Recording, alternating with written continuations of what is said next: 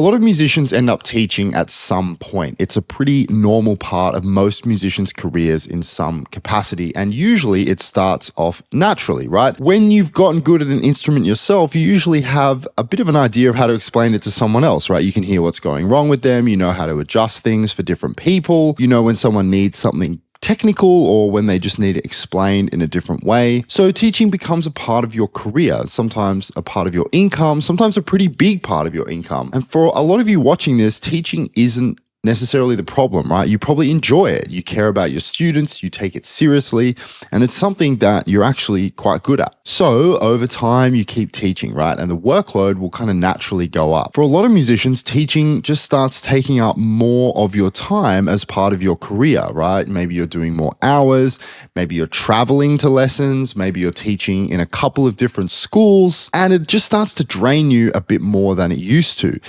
It feels like harder work than it did when you first started out. And if you're good at teaching, you're probably not just switching off when the lessons end, right? You're thinking about students outside of the lesson. You're doing prep. You're thinking about how to keep things interesting or how to get things working better, right? You're carrying more of the responsibility for whether things are actually landing for the student. That means that you care, and that's what being good at teaching looks like. But it does mean it takes more energy than you might be used to. And maybe you're starting to finish a day of lessons and you're pretty tired, pretty drained. And you realize you're putting a lot more thought into this, but the return doesn't necessarily change with the effort that you put in.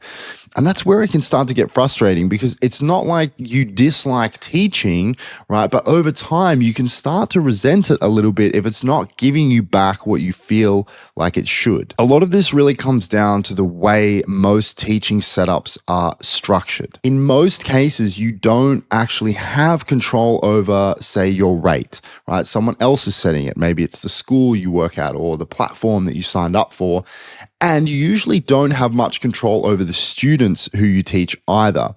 If you're teaching in a school, they're basically giving you the students, right? Obviously, you can choose which level of schooling you're in, but you kind of know roughly what you're walking into, but it's still going to be a mixed bag. It's going to be a lot of different levels, right? Different levels of commitment, different attitudes towards learning, and you just kind of get who you're given. And the thing is, within that structure, even as you get more experienced, even as you get better at teaching, the structure itself doesn't really change. The expectations stay pretty much the same, the pay usually stays the same, and you end up dealing with the same kinds of problems much further into your career than you probably expected. Because again, it's not really about how good you are as a teacher, it's the structure you're teaching inside that can be limiting you. So you can be getting better year after year, but the way you're rewarded for it stays pretty flat. Now, this is the bit a lot of musicians can feel frustrated about. At some point, it just feels normal to want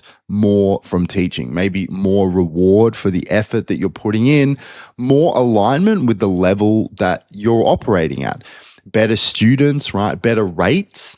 And it's also normal to realize you might want to teach a different type of student, right? Maybe you don't want to teach beginners anymore. Maybe you don't want to teach kids anymore. And it's not because the students that you have are bad. It's because you've grown and what you're actually good at helping with has grown as well. It doesn't mean you're like ungrateful or, it doesn't mean that you're greedy. And it certainly doesn't mean that you don't like teaching anymore. It usually means you've outgrown the way you're currently doing it. And that's a completely reasonable place to end up, especially if you're good at this. Now, right now, a lot of my work is focused on helping musicians move their teaching online and take more control over it. And this is something I see all the time with clients that I work with. A lot of them are really good teachers, like genuinely good at teaching, and they've got years of experience, sometimes decades. And yet they're still charging, $50 an hour for the same kind of teaching they've been doing for 5, 10, 15 years. Despite all that growth, despite getting better at explaining things, despite caring more and putting more into it, the income just hasn't moved with the effort. And that's obviously what this channel is focused on, right? Showing musicians that there are ways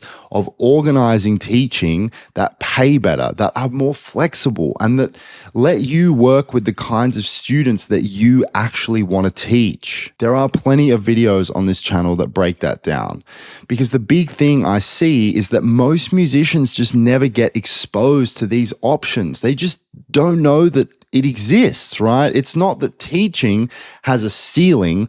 It's that most people only ever see one version of it. Things get really interesting when you shift towards an online coaching approach that lets you work with the exact kind of student that you're excited to teach. Because when you teach online properly, right, you're not just changing the location, you're actually changing the shape of the teaching. And this is where a lot of musicians actually get this wrong. They just move their in-person lessons online and expect it to function the same way. And of course, it's not going to work that well, right? But when you structure it properly, when you're working closer with people, you decide who you teach. You decide what level they're at. You decide what they're actually improving, what they're working on. You're focusing on things that you're both genuinely excited to work on. And you're not just filling up hours in the week. You're working with fewer people over time. You're helping someone really go from A to B and get solid results. And usually what happens is you end up teaching less people, not more, but you're earning more from those students, and there's more commitment on both sides. Teaching starts to feel focused again. It did for me, right? It starts to feel intentional. It starts to feel like something you can be passionate about and rewarded for. And once that's in place, everything else starts to compound. You start to get referrals, you get testimonials about your teaching, you can raise your prices.